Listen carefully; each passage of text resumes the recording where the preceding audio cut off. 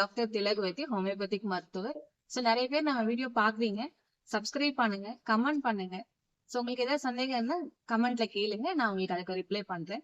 இன்னைக்கு பாத்தீங்கன்னா பெரிய நெல்லிக்காய். நிறைய பேர் நெல்லிக்காய் நினைச்ச உடனே சின்ன நெல்லிக்காய் நினைச்சுக்கிறீங்க. சின்ன நெல்லிக்காய் கிடையாது. பெரிய நெல்லிக்காயில தான் சத்துக்கள் ரொம்ப அதிகமா இருக்கு.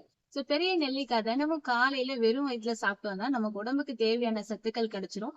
நம்ம குடல் இயக்கத்தை சீராக்கி நமக்கு ஏற்படக்கூடிய இந்த கான்ஸ்டிபேஷன் இஷ்யூ, மலச்சிக்கல் அப்படின்னு சொல்லக்கூடிய விஷயத்த சரி பண்ணி நம்ம ரத்தத்தை சுத்தம் பண்றதுக்கு ஹெல்ப் பண்ணுது. பெரிய நெல்லிக்காய் காலையில வெறும் வயிற்றுல நீங்க ஜூஸாவும் குடிக்கலாம், இல்ல மென்னு கரிச்சு சாப்பிட்டாலும் சாப்பிடலாம். குழந்தைங்களுக்கு நீங்க பாத்தீங்கன்னா நெல்லிக்காய் சின்ன சின்ன பீசஸா கட் பண்ணி நீங்க தேன் கலந்து கொடுத்துட்டு வந்தீங்க அப்படின்னா அது ரொம்பவே ஹீமோகுளோபினையும் இன்க்ரீஸ் பண்ணும், உங்களோட விட்டமின் சியும் அதிகரிச்சு கொடுக்கும். குழந்தைங்களுக்கு ஏற்படக்கூடிய சளி, காய்ச்சல், தும்மல் இந்த மாதிரி சின்ன சின்ன விஷயங்கள், நோய் எதிர்ப்பு சக்தி கம்மியா இருக்கிறதுனால வரக்கூடிய தொந்தரவுகள்லாம் நமக்கு விட்டமின் சி இருந்துச்சுன்னா அது சரி பண்ணி கொடுக்கும்.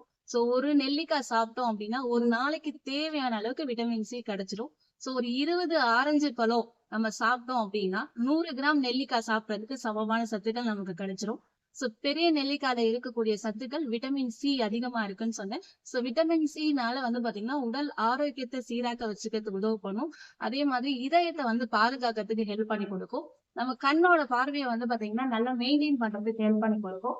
நம்ம எப்பவுமே இளமையா வச்சுக்கணும். நம்ம பாத்தீங்கன்னா வயசே ஆகக்கூடாது, எனக்கு தோல் சுருக்கமே வரக்கூடாது அப்படின்னு நினைக்கிறவங்க பெரிய நெல்லிக்காய் தினமும் காலையில ஒரு ஜூஸ் எடுத்துட்டு வந்தீங்க அப்படின்னா ஒரு 30 நாள் உங்க நெல்லிக்காய் ஜூஸ் நீங்க ரெகுலரா குடிச்சிட்டு வந்தீங்கன்னா உங்க உடம்புல நடக்கக்கூடிய மாற்றத்தை நீங்களே ஃபீல் பண்ண முடியும்.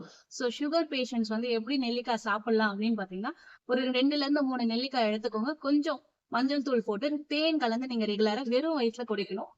வெறும் வயிற்றுல நெல்லிக்காய் சாப்பிடுறது மிக மிக சிறப்பான ஒரு விஷயம். பெரிய நெல்லிக்காய் நம்மளோட சங்க இலக்கியத்துல இடம் பெற்றிருக்குன்னு சொல்லலாம். ஏன்னா நம்ம ஔவையார் அதியமானுக்கு பெரிய நெல்லிக்காய் தான் கொடுத்தாங்க. அந்த பெரிய நெல்லிக்காயில சாகா வரம் தரக்கூடிய கனி அப்படின்னா நெல்லிக்கனி தான். அந்த சிறப்பு பாத்தீங்கன்னா பெரிய நெல்லிக்காக தான் இருக்கு. பெரிய நெல்லிக்காயில வெறும் வயிற்றுல சாப்பிடுறது ரொம்ப ரொம்ப முக்கியமான ஒரு விஷயம். பெரிய நெல்லிக்காவை முடிஞ்ச அளவுக்கு வயிறு புண்ணு இருக்கிறவங்க, அல்சர் இருக்கிறவங்க சாப்பிடாம இருக்கிறது தவிர்த்துக்கிறது ரொம்ப நல்ல விஷயமா இருக்கும். சளி பிடிச்சுக்கோ. இப்ப நெல்லிக்காய் சாப்பிடுங்கன்னு சொன்னாவே நிறைய பேருக்கு இருக்கக்கூடிய சந்தேகம் என்னன்னா, எனக்கு கோல்ட் ஆயிடும் டாக்டர், எனக்கு சளி பிடிச்சுக்கும் அப்படின்னு சொல்றீங்க.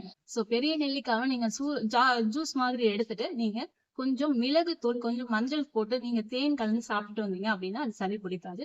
அப்படி சளி பிடிக்கும்னு நினைக்கிறவங்க, பயப்படுறவங்க நீங்க நெல்லிக்காவை நீங்க இரவு நேரத்துல எடுக்கிறத தவிர்த்துக்கிறது ரொம்ப ரொம்ப நல்ல விஷயமா இருக்கும். நெல்லிக்காய் பாத்தீங்கன்னா நம்ம உடம்புல இருக்க கெட்ட கழிவுகளை வெளித்தள்ளி நமக்கு உடம்புல இருக்க ரத்தத்தை சுத்தம் பண்றதுக்கு ஹெல்ப் பண்ணும்.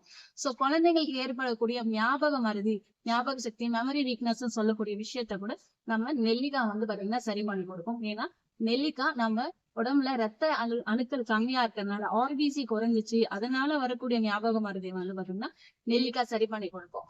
நேச்சுரலாவே உடம்புல பாத்தீங்கன்னா நோய் எதிர்ப்பு ஆற்றல் அதிகரிக்கக்கூடிய நெல்லிக்காயை தினமும் சாப்பிடுங்க. எப்பவுமே இளமையா இருங்க. நன்றி.